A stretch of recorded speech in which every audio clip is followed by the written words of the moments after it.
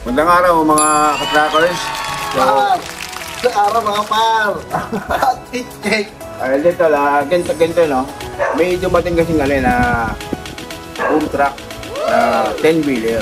Marami naghahanap nito eh. Sabihin, bigla dumating, mabilis din makuha itong ganitong unit. So, eto na. Nasa ba unit? Ito, kalikit mo. Ito pala. 10-wheeler na Giga. Forward na Giga na drop side. Ang makina nito mga trackers 6WF1. Ayan ang mga pinag-aagawa natin ng makina ngayon. Inline 6WF1. Nakikita nyo, napakasariwa. Kakarating ng kagabi. Yan, yung boom truck na yan.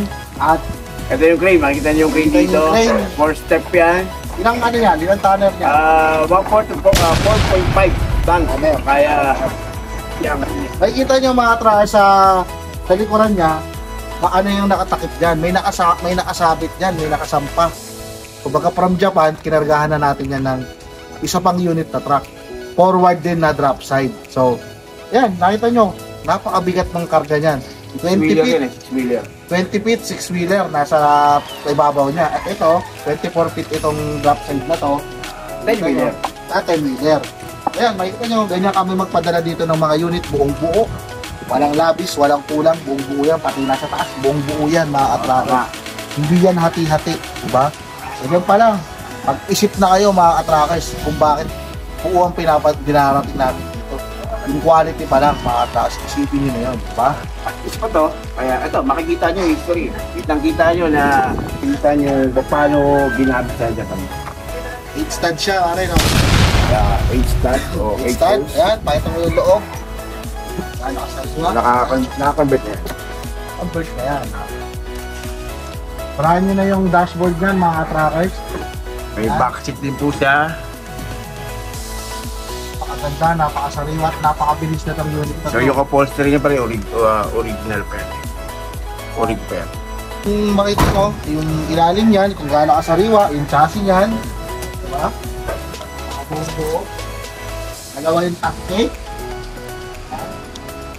Gulong. At yung molly niya, mga trackers, makita nyo. Eh, tinatawag natin banana type. Ayan, banana type na molly. At yung center bogie niya. Ayan, nakita nyo. Napakaganda, napakasariwa. Hindi man lang baloktot na baloktot. Diba? Okay, at least to. High sidings na siya. Dumi na high sidings. Tsaka double ano pa, di ba? Double drop side. Double double section, parang gano'n. Ayan, makita mo yung likod. Ito, makita nyo. Stainless din to. Ang kanyang isa pang toolbox. Kabilang side, ano nga paro? Diba? Ito, pag sawa ka sa buhay mo, ganda na nandito. Ituro mo sila para ito. Hindi, ito eh, kasi pinagdamitan to. Para pang-sampag. Anak yan. Dito. Ituro mo sila, ituro mo. Yung sa gilid. Ito, bakit may ganyan? Yan, hindi ko alam.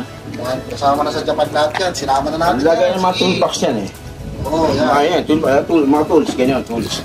Open yung chassis. Tsaka yung molly dyan, pare. Pakita mo yung molly dyan sa kabilang side. Yung gulong. Makaganda. Diba? Gulong. Makapal pa ang gulong niya. At abangan nila, yan nakasampa na yan. Makita nyo. Katrackers, tignan mo yung nasa taas. Ayan o, ganda na itong malungan. Yung chassis, pareho. Abangan nyo, ibablog din namin yan pag ibababa na namin yan, yung unit na nasa taas. 20 feet na aluminum Drop side. 6-wheeler naman yan. Yan, abangan nyo. Pero yung call niya, Giga. Giga. Giga type. May mechanism ng sa crane. Tataano yung tatak ng crane, di ba? Adano.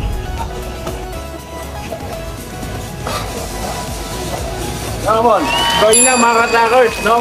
Pinakita namin to kasi bihira po itong ganito na dumating sa atin. Ang makina is WF1 na inline. Tama. So yun mga trackers, kung gusto nyo ito, makita, i-visit ng planta, tawag lang, nandiyan sa number na yan. Mag-message lang kayo, tawagin yung number na lang dyan para may schedule kayo, matawag makita nyo pag-unit ito. Unahan lang dito mga trackers. 6WF1. Makina nyo ito. Inline. Inline pa.